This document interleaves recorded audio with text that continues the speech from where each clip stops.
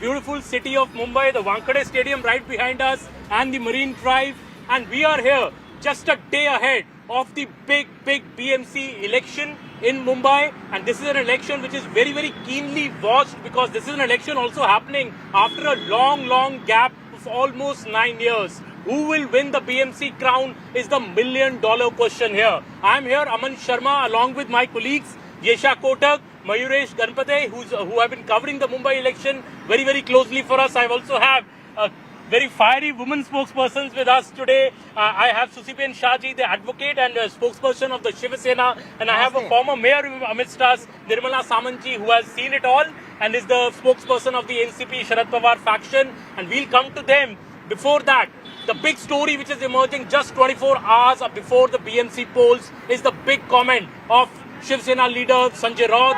Sanjay Raut has put out the Rajya Sabha MP of the Shiv Sena UBT, giving out this appeal to the Marathi Manus of Mumbai, saying hai ek hai to safe hai, and he's appealing to the Marathi Manus that we all need to be together. That is why we'll only be safe, and this is something that has been a stream in this election, where the new alliance and the brothers coming together, Uddhav Thackeray and Raj Thackeray, have been appealing to the Marathi Manus to come together in this election. This is their big trump card, as many say, in this election. And Sanjay Raut's comment now, ek hai to safe hai, is generating much excitement here in Mumbai. And what this really means in political sense, well, earlier they had attacked the BJP when during the general elections Narendra Modi and Yogi Adityanath had said ek hai to safe hai, but now the shoe is on the other foot and the BJP is saying this is sheer hypocrisy. So Yesha and Mayuresh, Yesha, when we speak of this new slogan, what do you think Sanjay Raut is going to do just few hours before Mumbai casts its ballot? Let's understand the whole context of why this is coming in less than 24 hours before Mumbai can cast the ballot. When we saw both the brothers coming in, there was this big poster right outside Sena Bhavan speaking about the Batenge Katenge narrative, which was calling out to the North Indians, stating that if you get divided in this election, then you will have to face the brunt later on. Now, as a response to that, we see Sanjay Raut responding now. But what's also important is both the Thackeray brothers have been constantly calling out to Marathi Manus, asking them to stay united. But as a response to that, just the second day after this rally took place, we also saw a rally of Mahayuti taking place, wherein Devendra Fadnavis, the Chief Minister, and Deputy Chief Minister Eknath Shinde were on stage. And clearly, as a response to that narrative, calling all the Marathis to come together, the CM debunked that narrative, saying that it was just a narrative and there was absolutely no threat to any Marathi Manus in Mumbai. Now, clearly, when we see that this is a do-or-die situation, when we speak of both the Thackeray cousins, they've come together in the pretext that this is an election that will shape what their future really looks like, because we don't really know what next. There was this whole buzz after the whole Marathi versus Hindi debate, and then we saw them coming together. There was this buzz, and that's where now the future is after BMC elections, whether they stay together, whether they not stay together. So this is like a do-or-die moment, and that's where we see Sanjay Raut putting out that ek hai to safe hai narrative. And Mayuresh, this is like an existential crisis for, in a way, both the brothers. You know, they have come together. There is no secret about it. They have come together to be together because they want BMC is what really matters to them. Just maybe the last throw of the dice. So Sanjay Raut's comment, is it also becoming, Mayuresh, a lot of Marathi Manus versus Hindutva in this election? Absolutely, I mean, because if you have to see this, because earlier elections, there was always a division between the Marathi votes, between Shiv Sena, whether it's divided, undivided, and MNS. But now when both the Thackeray brothers have united, that's why they are appealing that the Marathi Manus should also unite and vote for their alliance. And as you said, it's kind of a last attempt from the Shiv Sena, because somewhere, if we see that right now also people are showing their anger in last 25 years, nothing significant has happened. They are raising the questions of potholes, they are raising the questions of roads also. So somewhere the questions have been raised against the Uddhav Thackeray led Shiv Sena, who was ruling the BMC for 25 years. No doubt BJP was part of it, and BJP was sharing the power. But majorly the questions have been raised, and that's why when the brothers have united, as you said, it's not only the brothers or the parties, but they have portrayed it on during that particular press conference that both the families have reunited, and that's why they are appealing that all the Marathi Manus across the Mumbai should reunite and vote for them. That is the last appeal. Well, I'll come back to both of them because they have been covering the election very closely from the ground. Suspenji, this comment which has come from today from Sanjay Raut, is it desperation? How do you see this? They're running scared, simply put. But anyway, thank you for having me on your show, and wish you everyone, all Indians, a very happy Makar Sankranti, a happy Lohri, and a happy Bihu to all of them. Let us celebrate the festival season of India together as one, as Mumbaikar, as Maharashtra. Now, having said that, the people of Maharashtra, the people of Mumbai, more than once have reinforced and said that we are with Mahayuti, we are with the Marathi Manus who is for them. Look at the Nagar Parishad and Nagar Palika elections. They've been with us, Vidhan Sabha elections. And what do you think?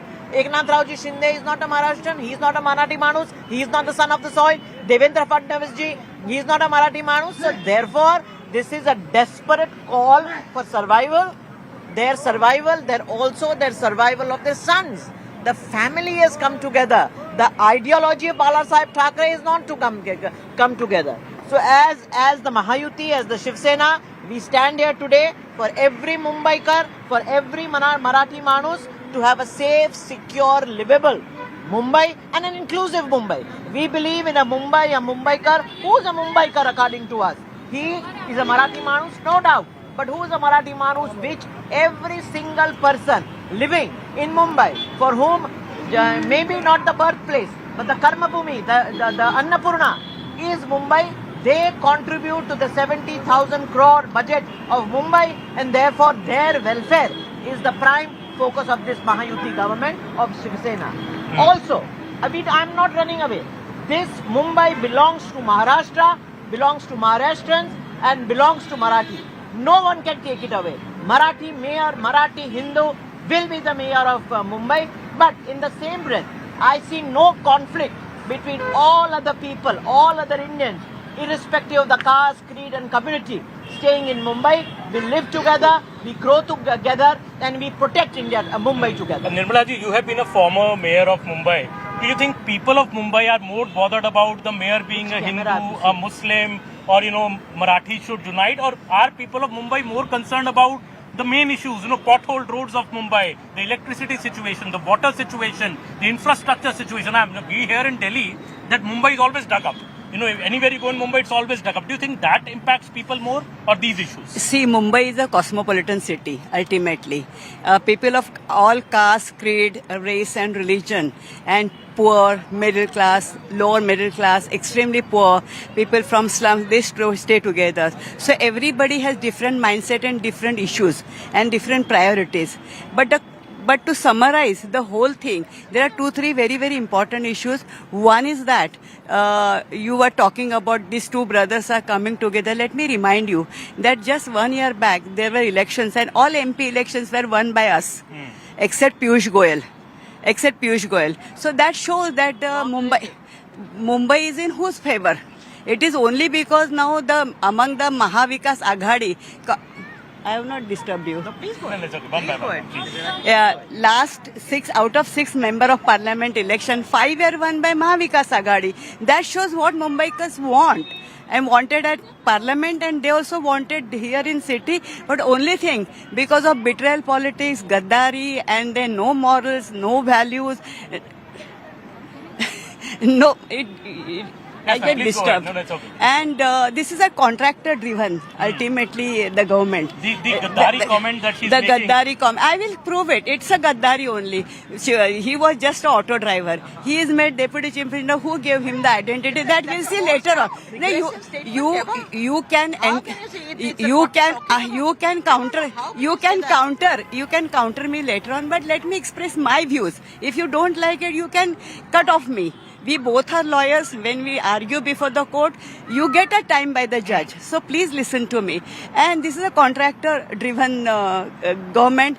They show all that, but it's ultimately contractor-driven. And most important thing is that so much violence and distribution of public money, the taxpayer money.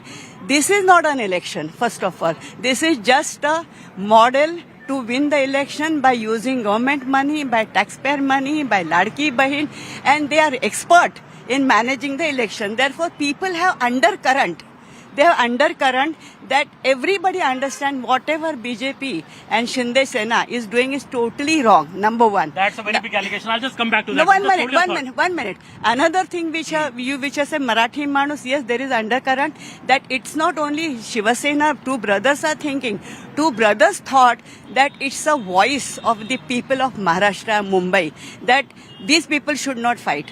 If these people fight, BJP will, take the pie. And that is because of people's mandate, people's mindset. It was necessary to come together, not to divide the Marathi. To come together, ma'am. Sujbanji, she's It saying, was necessary. She's saying that Eknath Shinde, just a minute, ma'am. She's just saying that Eknath Shinde was a very small part of the, the original Sena. He was an auto driver. Now the two brothers are coming together. They are reclaiming the legacy of for Balasaheb Thackeray. That is what Nirmala ji is trying to hint at. I will tell you, I should be allowed to rebut point by point. Please. Right? Now the first point. Who's talking about Mumbai? A party which has no existence in Mumbai? Manasseh, which has less than 2% vote in Mumbai? They are talking about welfare of Mumbai. I think they don't know what is Mumbai. They have no stakes here. So I think that is the first beginning point. Now as far as we are extremely proud that our DCM, Deputy Chief Minister, and our Mukhya Neta, Eknath Shinde, is risen from the soil, risen as a grassroots worker, from a rickshaw worker today to the Chief Minister. What is wrong? This is the festival of democracy, where every Indian, every Maharashtrian has a chance to grow as long as... So no dynasty politics is driven from the ground. Not at all. It is the Sanjay Raut, the princes of the so-called family coming together, talking about being a disqualification, being a rickshaw son. I think it's a great pride. Let her complete the point. Yes, sir. As about Mumbai is concerned, for 25 years, 25 long years, the UPT has ruled the BMC. It was complete corruption, the Raj. Saheb used to call the shots. Yes, BJP was along with them, but it had the outside support. Now she being a mayor, she knows that the people who run the finances of the BMC is the improvement committee chairman and the standing committee chairman. Both these chairmen were from Ubata. They had a complete license Raj, commission Raj, and therefore time has come where people should stand with the Marathi Manus. Since 1964, from the birth of Shiv Sena, what was the clarion call? We are for the Marathi Manus. We are in 2026, and today the same thing. What did you do for all these years? For more than 55 years, still Marathi Manus? Marathi Manus today is seeing what is the biggest problem according to me. I being a Mumbaikar, born, bred here, and my Karma Bhumi, my Annapurna is Mumbai, is home. We have resolved that 40 lakh home for every son of the soil, for the Bhumi Putra, for the Marathi Manus, whether it be the Girni Kamgar, whether it be the Safai Kamgar, whether it be the police of Mumbai, whether it be the slums of Mumbai. It was Hindu Hriday Sarnath Bandaniya Balasaheb Thackeray's Brihdavakya. He always believed that slum-free Mumbai, we are going to ensure that by in this 5 years, where Mahayuti's mayor will be there, we'll have a slum-free Mumbai. Now people of Mumbai, except having this jibe and creating a rhetoric of Marathi Manus, they've seen through it. They want growth, they want development, they want vikas, and that is what Mahayuti promises. So Shivanji, one point I'd like to ask you, that we saw the Vidhan Sabha election result, complete sweep. And at that time it was said that Mr. Eknath Shinde has effectively reclaimed, the legacy of Balasaheb Thackeray. He is the one who's seen as the real Shiv Sena, and you won the case in court also. What is different in this election, if I submit that, is that both the brothers coming together. There is some nostalgia value in Mumbai about the two brothers coming together, the families coming together, sharing a stage, burying their differences. Yes, this is a big battle for them. But don't you think at the end of the day, a party and an entity, I would say, Uddhav Thackeray, who's ruled the BMC for so long, people have that emotive value, people will have that sympathy value also maybe? You see, this is a democracy. We have no problem if two families come together. If two warring cousins come together, we have no problem. Why they drifted apart 20 years ago is also the question that Maharashtra is asking, Mumbaikar is asking. Why there was no Marathi Manus, there was no Marathi Asmita 20 years ago? No. But as you rightly said, it's a matter of relevance, it is a matter of their existence that they have come together, and the call that Mr. Raut has made may be a clarion call, but it's a divisive call.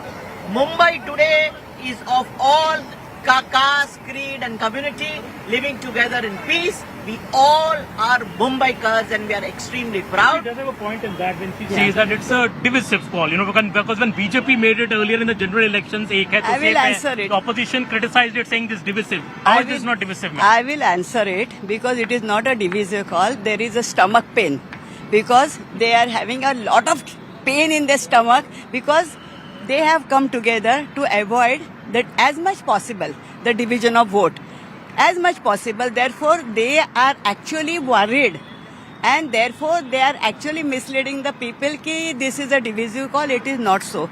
See, Rome was not built in a day. So Mumbai was not built in only by the recent people who have come. It's not a 25-30 years history. It is a long legacy. One should understand that one. Secondly, there are 105 Hutatmas. There are martyrs, 105 people who were shot dead. And that Hutatma Chowk is there. Most of them were Marathi Manus. So people have that kind of, patriotic feeling that Mumbai should remain in Maharashtra. Maharashtra's Mumbai aahe, and there is a secret and open plan to take all the legacy, all the importance from Mumbai to Gujarat.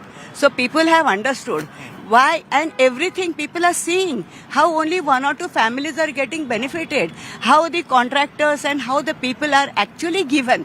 Those Britishers, were given by that. Similarly, if each and every belt is given and infrastructure is made such a way that slowly that Mumbai Manus will have no voice. And I'm saying that Mumbaikar, which Mumbaikar includes not only Marathi Manus, but Samanya Manus. The common man also, I think, the Mumbaikar. I know so many people who are not Maharashtrian. They believe, no, Mumbai belongs to Marathi Manus. Mumbai belongs to them also. Achha, I want to ask you something Mumbai about your belongs party. to everybody. One question about your party. Yes. That your party doesn't ally with Mr. Ajit Pawar in Mumbai, but allies in another in Pune. Why this is the election is also a lot about marriage, political convenience marriages? 1 minute. See, now our point is different. And I am looking after the Mumbai elections and all that. If we talk on this, then we will go in a different directions. Yeah, I'm just saying that there is a coming together of the Pawars also in a way in this election. We are seeing that, not just the Thackeray brothers. Matter of convenience. See, matter of convenience more for BJP. See, Sustain power. Hunger, power, betrayal, Gaddari, managing CBI, CID is your legacy. Not at all. It's your legacy, We are so firmly don't on our teach. saddle with the mandate of the Don't- people. don't we teach. are here today. with Violation the mandate of- the people. People have voted for us.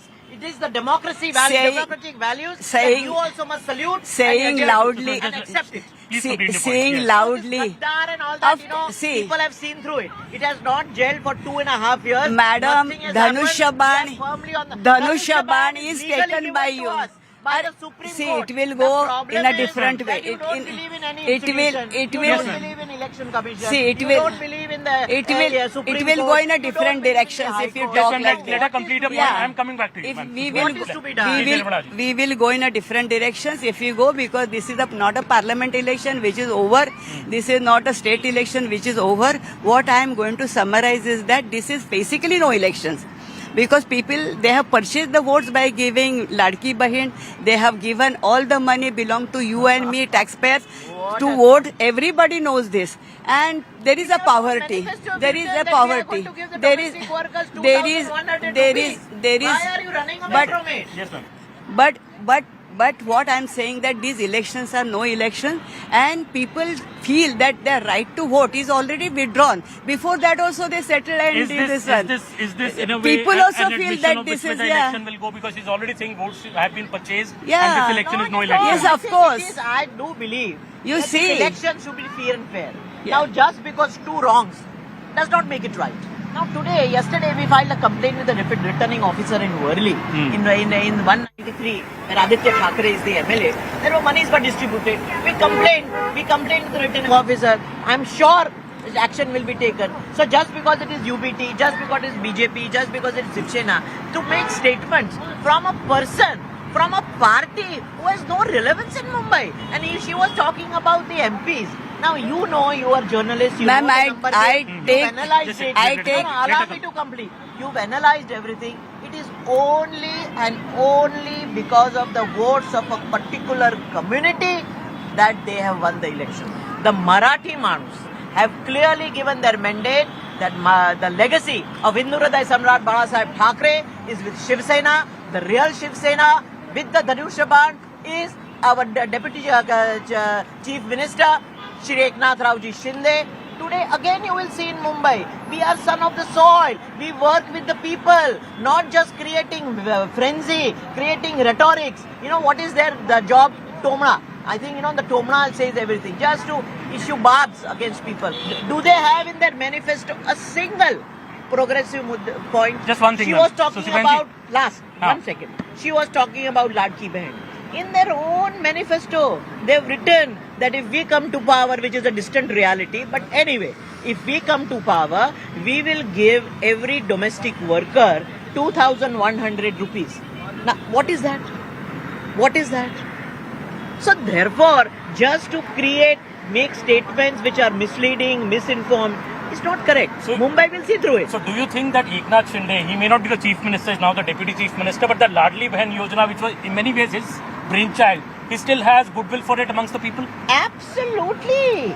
You won't believe. Naturally, Eknath Raoji on Shinde, that only they are it is Sanman casting. done to this women. Kai ka These Sanman? women like you and me. You are taking toil the taxpayers' whole day, money. Look after the family. You are Create value taken, you are system for taken the tax. family. Don't talk of Saying that value. That money only is Value shifting towards system. That We is a should be taxpayer proud. money, Yes. not your And money. I'm very proud that all of us together are coming together to give Sanman. Shinde to is not prestige selling to his land. homemakers, Let her To complete. homemakers. I mean, I'm complete. very, very proud that this money is well utilized by this government to give it to women who struggle the whole day to ensure that the family stays together, the values enshrined to them, which is a thankless job. She will agree. But we, as the Mahayuti government, have realized that we have to put some value to the toil, to the work that they do, and that is why we don't call payment, we call it Sanman Dhan. It is Samman what Dhan has is- been given. Sanman Dhan, and will Sanman continue. Dhan. Will continue at least for the next 4 years where we are in power, and anyone dare not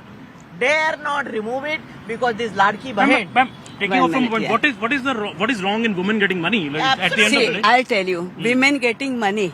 I'm telling you, 4 years they did not take election. What is wrong? Why they were so, so much what she's talking, all so much thing. If that is true, why they got scared of taking election? Because they knew that they will lose. It is not. 1 minute. Before that also 9 years. After 9 years, election is going. See, decoratively speaking and refuting doesn't, go away from. Doesn't go away from the reality. The reality is that they are snatching everything. Bala Saheb Thackeray, 1 minute. Bala Saheb, now we Please, one by one. We won't be able to hear anybody. Yeah. Please. Please go ahead. Bala Saheb, snatching away Bala Saheb Thackeray, snatching away Dhanushyaban, rightfully taking ours. 1 minute. No. We know what is Supreme Court and we know what is Of Election course, Commission. you are a Everybody practicing lawyer, knows. so am I. And how you have managed that speaker also. Everybody knows everything, ma'am. As a lawyer, even you speak, the truth remains truth only. Good. 1 minute. Okay. 1 minute. The 1 minute. spokesperson I has have not spoken. Okay, just sum completed. up, please. I have not Sum up, completed. sum up, I please. have not completed. What I am trying to say that this is a stage managed election. This taxpayer money has gone such a way that exactly the elections come and they just wait.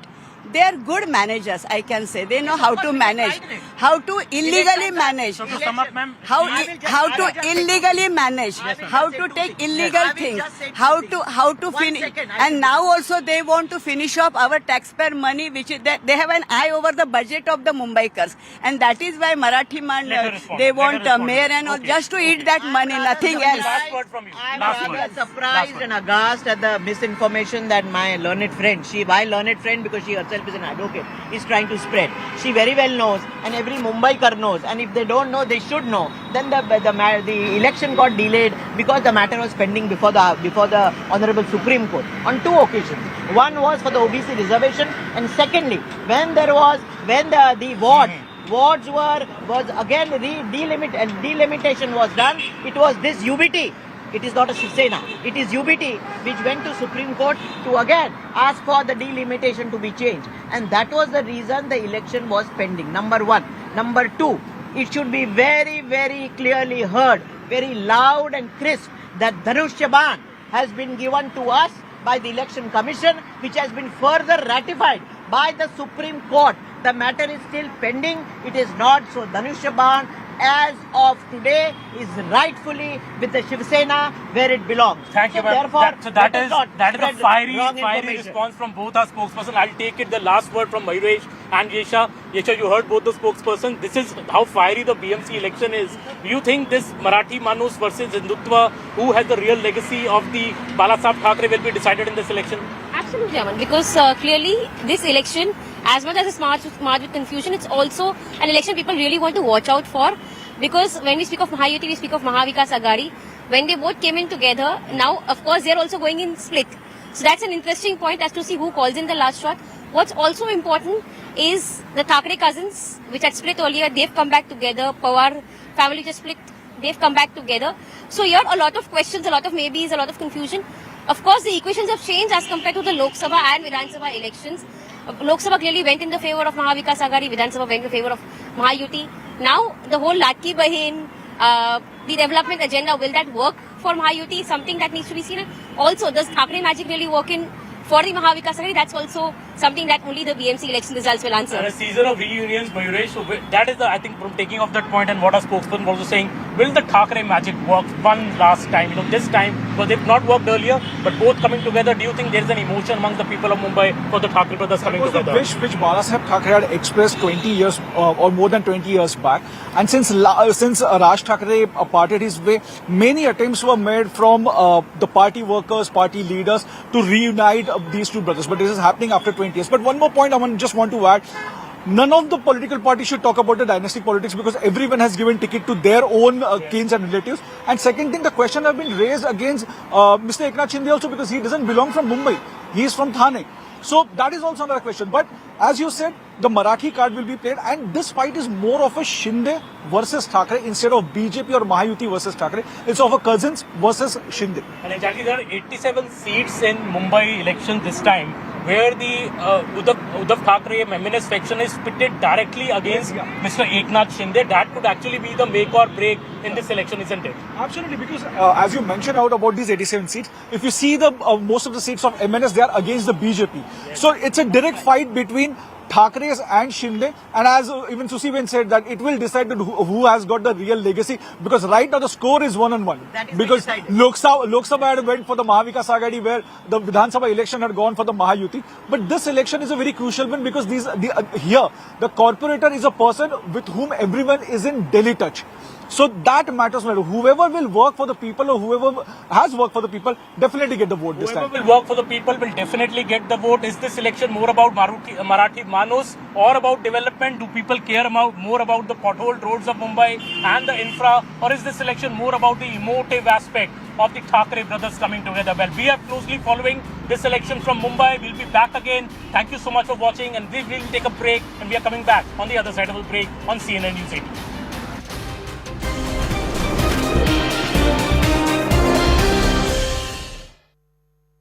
The Mumbai local is synonymous with the maximum city. It is its very lifeline.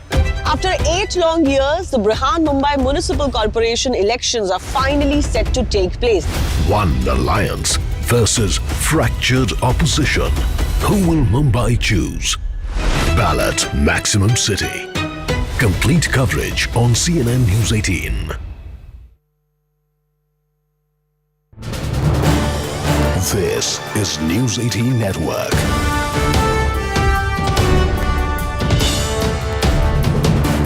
India's largest news network. Country, we are now cutting across to this piece of breaking news where we are learning that at least 12 people have been killed after a construction crane fell into a moving train in northeastern Thailand. This is an unfortunate update that we are having to bring for our viewers because of the number of casualties that this accident has reported. At least 12 people who are believed to have been killed, and this after a crane has fallen onto a moving train. All of this has happened in northeastern Thailand. We are now looking at more updates. We are also in fact, given to understand that the number can go up to even 22, and many others who have been injured. This is what we are picking up, and these are the visuals that we managed to, in fact, source for our viewers as a construction crane collapses onto a moving train, and that has ended up killing many people, at least 12. The number could go up to more than 20 is what we are picking up, and these are very, very distressing visuals that we have for our viewers on the screens. My colleague Akanksha Swaroop with all of those details. Akanksha, anything else that you're picking up? Very, very distressing piece of information that we are having to put out for our viewers. Right, Griha, in fact, the death toll is rising. Earlier it was being reported that 12 people have been killed, but in the latest information that we have received, 22 people are reportedly dead, 30 injured, and perhaps the death toll could in fact go up further. And if you actually go by the visuals that are coming in, you can see how the crane actually collapsed on that moving train, which led to this tragedy. Could it have been averted? Only an investigation will be able to indicate. But why was the train passing through this semi-constructed area? It was a construction crane that fell onto this moving train in northeastern Thailand. We await more details to emerge in terms of what really led to that collapse of that crane onto the train. But in fact, if you were to go by the visuals that we have received so far, you can see that the train has been left into ramshackles, and actually it's completely collapsed.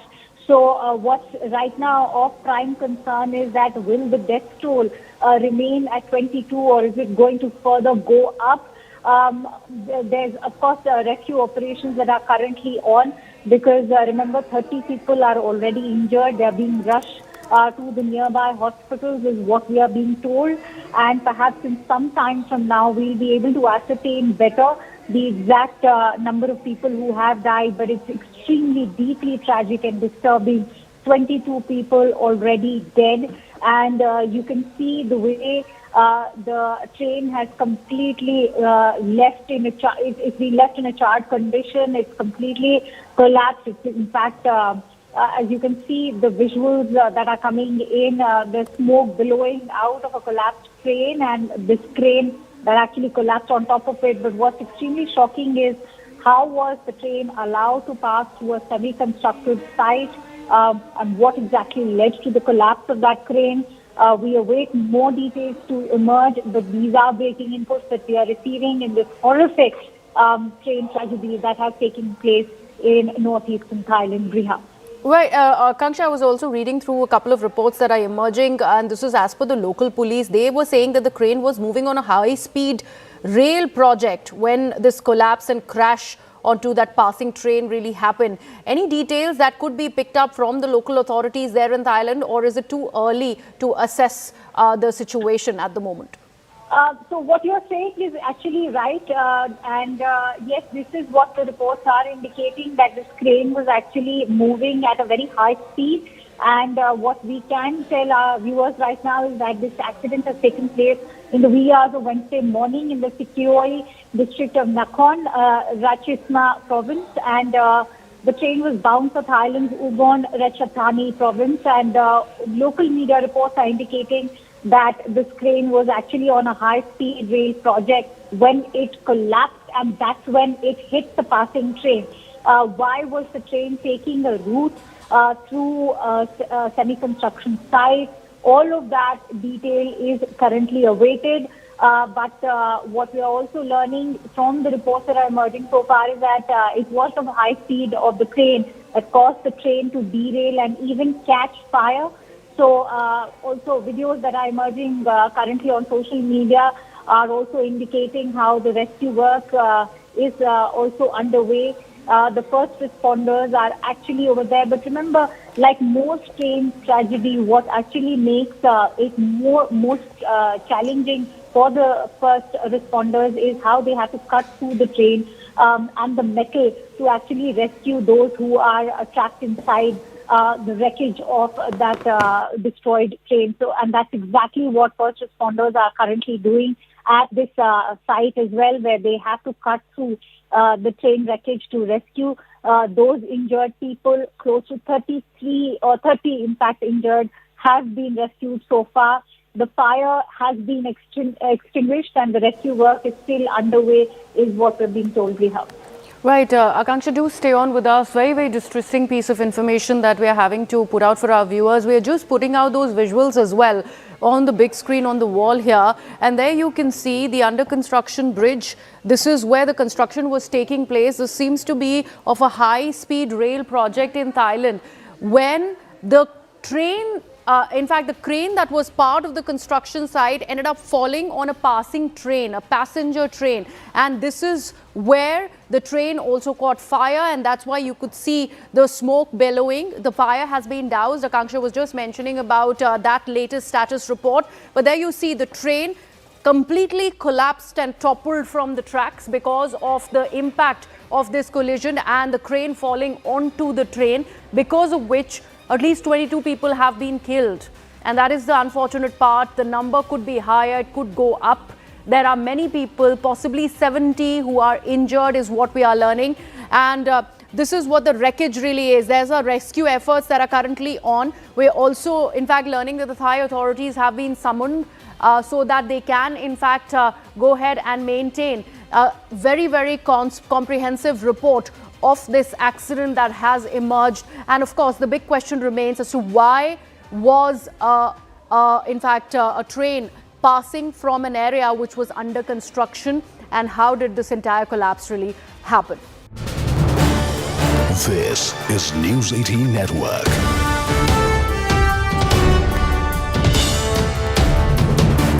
India's largest news network. We are now cutting across to this piece of breaking news where we are learning that at least 12 people have been killed after a construction crane fell into a moving train in northeastern Thailand. This is an unfortunate update that we are having to bring for our viewers because of the number of casualties that this accident has reported. At least 12 people who are believed to have been killed, and this after a crane has fallen onto a moving train. All of this has happened in northeastern Thailand. We are now looking at more updates. We are also, in fact, given to understand that the number can go up to even 22, and many others who have been injured. This is what we are picking up, and these are the...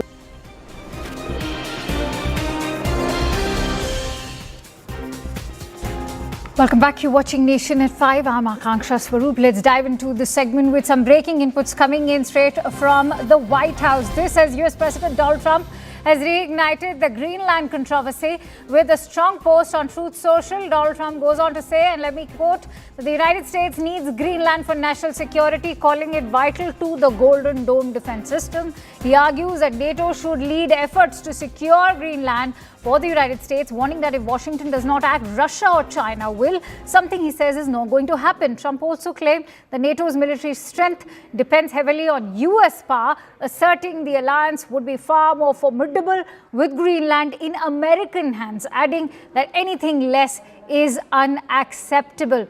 Let's quickly go across to Ambassador Ashok Sajanar, who's joining me on the phone line.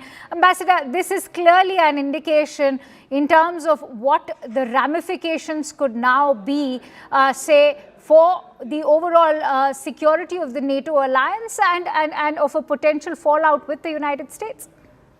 No, absolutely. You're very right. I think the way in which Mr. Trump has been going, about Greenland after Venezuela has done, he seems to have been highly emboldened. So every day there are more than one comments on Truth Social that how Greenland is required for the security of the United States. But and he's also not falling short of making military threats that if we are not able to take the soft way, we'll take it the hard way, and we will, even not put military action off the table. So that will spell the doom, that will spell the end of the NATO alliance, because, if he wants to take it by force, that means he's putting the NATO in an adversarial position. And as far as NATO is concerned, it is the United States that really commands more than 70% of the arsenal, of the weaponry, of everything. And that's something that the US President himself has in fact pointed out too. So Ambassador, as we speak, remember the White House and the Greenlanders are in fact bracing up for a summit which is also going to be extremely pivotal to the future of the Arctic. What do you think is going to be the spirit of this summit? Is it going to be confrontational? Is it going to be one of compromise, given that it will be presided over not just by the foreign ministers of Denmark and Greenland, but there'll also be the US Secretary of State, Marco Rubio, and the US Vice President, J.D. Vance?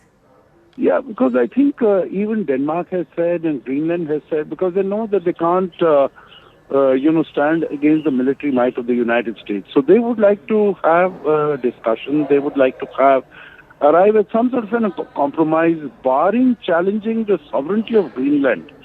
I think they are willing to work with the United States, because after all, the United States is supposed to be a partner and has been a partner for a long, long time. I think what Mr. Trump wants, if he were to speak nicely, if he were to ask nicely, he would be able to get much of it. But, it would appear that he has his eyes on the mineral assets and other riches of Greenland. It has huge territory. It has oil, gas, many critical minerals there. So he set his eyes more on that rather, this talking about security, national security, that could be an element, that would be an element, but that is basically a facade. What he's spoken about Venezuela, that it is narco-terrorism, that it is cocaine. Now, everyone knows that, that was just, some sort of make-believe rationalization for attacking Venezuela and getting hold of the oil, as he has.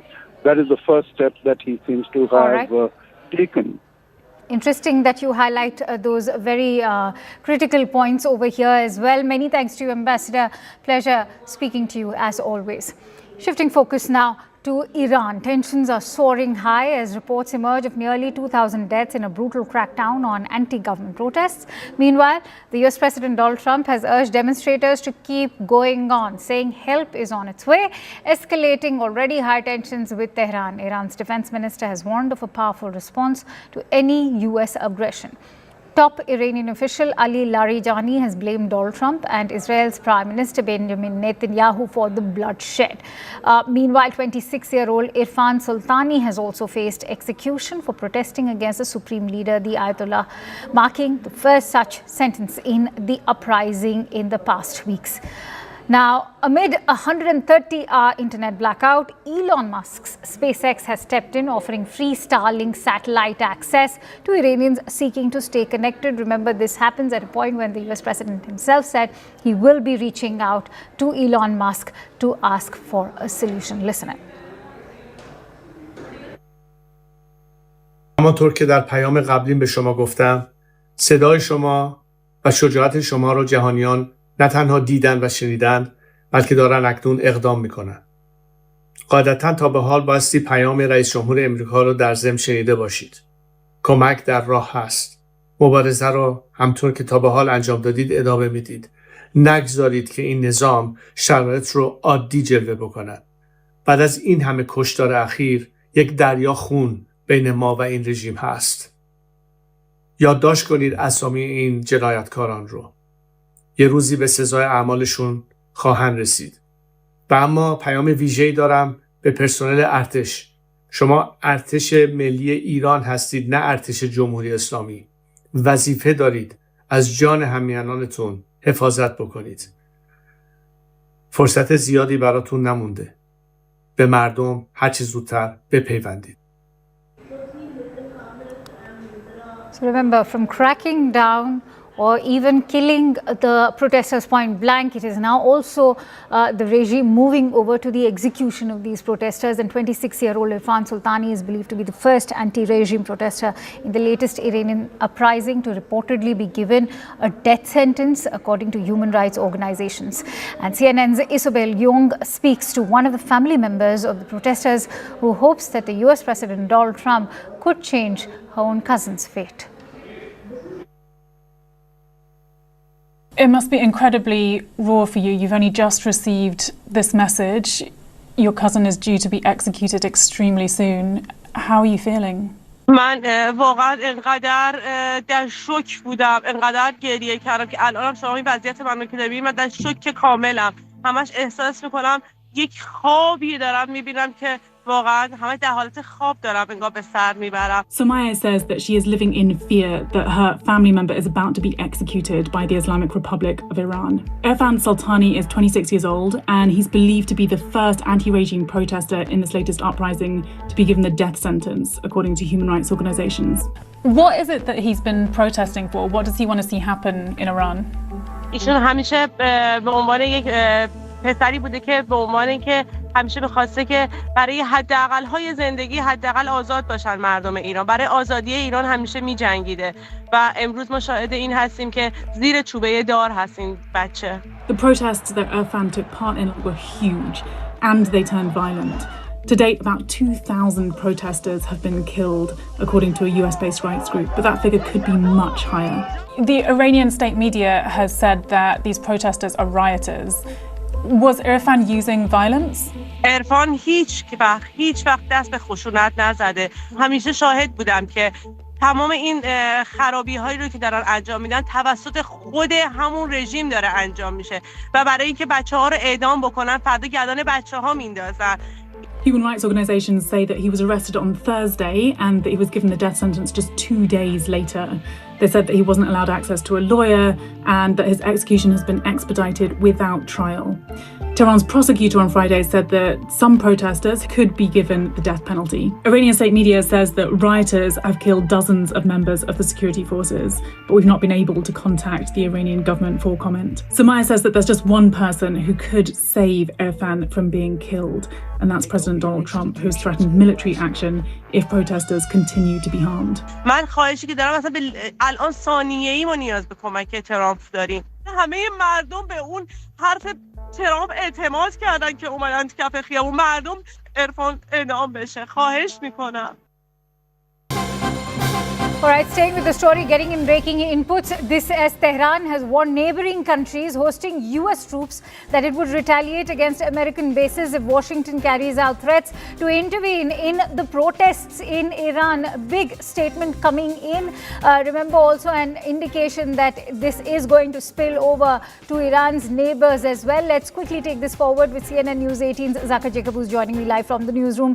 Zaka, this is indeed a direct warning now, not just to Israel, but also to Qatar. It is. I mean, there are multiple U.S. allies in the Middle East who have American military bases. The Al Udeid air base in Qatar is, of course, the biggest American military base in the region. But then it's also a question of capability. We saw, back in June after the 12-day war, Iran tried to attack the Al Udeid air base in Qatar. There were no casualties anywhere in that base or in the vicinity of that base. But look at what America and Israel managed to achieve back in June in that 12-day war. In precision airstrikes, they managed to completely take out the uranium enrichment program in 3 of those sites, in Fordo, in Natanz, and in Isfahan. And so the options that Trump is looking at right now, certainly military options are on the table. That's what the US White House press secretary said as well. And Trump himself said that he's looking at a range of options. So limited precision airstrikes would be the sort of surgical way to go, and he's been emboldened by the fact that not just the 12-day war, which America and Israel easily won against Iran back in June, but also what's happened recently in the case of Nicolas Maduro in Venezuela. He's been emboldened by these operations, and he pretty much realizes that this is perhaps a once-in-a-generation opportunity where if there is one final push by the American Special Forces or whatever options he chooses, then this could lead to potentially the fall of a nearly 50-year regime. This iron fist that's been employed by the Ayatollah regime over the last 50 years. Remember, Ayatollah Ali Khamenei, the supreme leader of Iran, is 86 years old. I mean, he's not really in the prime of his political career, as it were. He's really in the twilight. And now this could also potentially present the Iranian people, as well as, of course, the Western intermediaries, with an opportunity to try and see who the successor to Ayatollah Ali Khamenei will be. Remember, in Venezuela, what effectively they managed to do is to depose the number one and make the number two as the leader of Venezuela. They basically cut a deal with the vice president at that time, Delcy Rodriguez, and she's now the interim president of Venezuela. The problem in Iran is, you have various, clerical elite who are effectively the Guardian Council or the Council of the Elders, who effectively run the country, at least from a clerical, theological point of view. Then you have the government under Masoud Pezeshkian, which, of course, seems to have a slightly reformist bent of mind. And then you have the security forces. You have the IRGC, the Al-Quds, the Basij resistance. They're all sort of very, very important players into what happens next in Iran. So it's not just about the removal of the supreme leader and replacing him with someone else, but it's a question of whether the system can be changed, whether the regime can be changed. Many thanks to you, Zaka, for putting that into perspective for us and for sharing those invaluable insights. And that's all I have for you in this broadcast. Thank you so much for watching.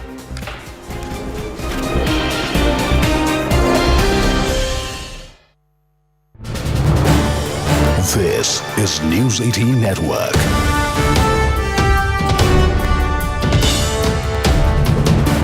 India's largest news network. We are now cutting across to this piece of breaking news where we are learning that at least 12 people have been killed after a construction crane fell into a moving train in northeastern Thailand.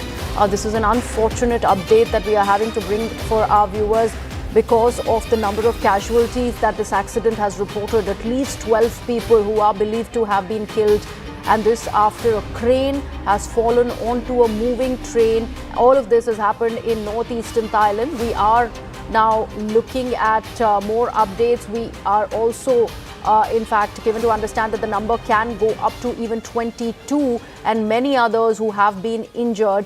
This is what we are picking up, and these are the visuals that we managed to in fact source for our viewers as a construction crane collapses onto a moving train, and that has ended up killing many people. At least 12, the number could go up to more than 20 is what we are picking up, and these are very, very distressing visuals that we have for our viewers on the screens. My colleague Akanksha Swaroop with all of those details. Akanksha, anything else that you're picking up? Very, very distressing piece of information that we are having to put out for our viewers. Right, Griha, in fact, the death toll is rising. Earlier it was being reported that 12 people have been killed, but in the latest information that we have received, 22 people are reportedly dead, 30 injured, and perhaps the death toll could in fact go up further. And if you actually go by the visuals that are coming in, you can see how the crane actually collapsed on that moving train, which led to this tragedy. Could it have been averted? Only an investigation will be able to indicate. But why was the train passing through this semi-constructed area? It was a construction crane that fell onto this moving train in northeastern Thailand. We await more details to emerge in terms of what really led to that collapse of that crane onto the train. But in fact, if you were to go by the visuals that we have received so far, you can see that the train has been left into ramshackles and actually it's completely collapsed.